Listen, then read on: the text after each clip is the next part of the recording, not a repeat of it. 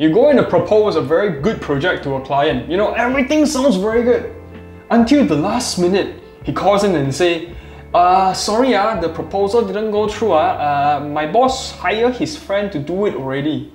So, sorry about it. You have 4 options. The first option is you sit down, you cry about it, and then you complain that the industry is shit. The second option is you go and tell every single friend of yours that this client is shit. The third option is you go and tell your family you are going to change job and you finally going to study the law to become a lawyer that they want. Or the fourth options, you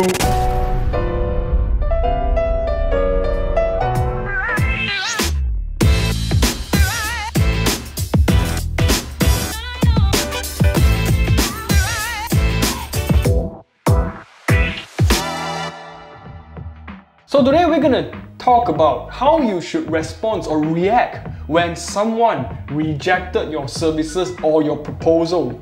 You know, in our artistic industry, we do it for passion. So when we go and propose a project, right, we treat them like it's the end of the world, you know, we need to make this work. So that is why we go in, we use our heart and blood. We did our very best and we ensure that this is the best package they can find anywhere else in the world. But shit happens, you know, sometimes things doesn't go through and they will, you know, feel demotivated and they ask themselves, what is it that goes wrong? Now the good news is, there's nothing wrong in all this. You know, when I talked about last video, we talked about supply and demand. The supply and the demand both exist in the market. So you are not the only person who is, you know, selling these services. There might be others people who are doing it. It is totally normal that people drop your thing for someone else. Now this is what I learned throughout my entire career. I learned that doing sales, the majority of the sales part is not about closing sales.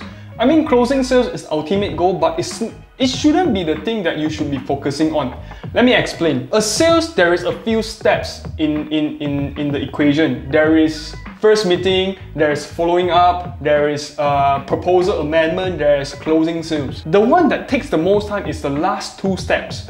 It's about amending proposal and closing sales, which is where you go through all the 4 stages. It might take you weeks or even months. So that is why a lot of freelancers, they actually counted on this client to make sure it's jadi so that their effort does not go wasted.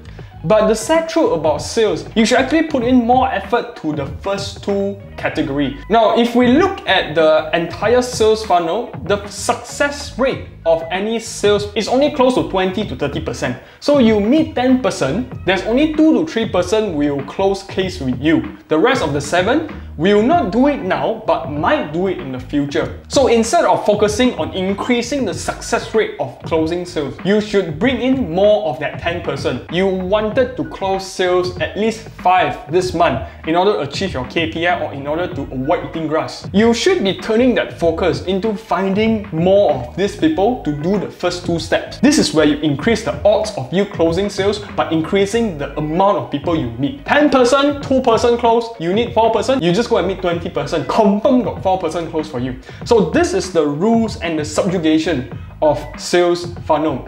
If you are a freelancer, shouldn't be worrying about how many people you close, but you should be worrying about how many people you can see. As a freelancer last time, you know, I always wonder why they don't use my services. Only 2% use. What about the rest too? I put in so much hard effort and sweat and blood, but it doesn't turn out. So it actually affects your morale. But if you think of another way, 10% got 2% close. If you close 2%, your closing rate by right should be 100% already. It should motivate you instead of demotivating you. Whatever you are selling, they want it. Sell harder, reach out more people. That is what you should do as a business owner. I hope the sharing today helps you out. I'm Jackson and I'll see you again next time. Okay, kawan tim.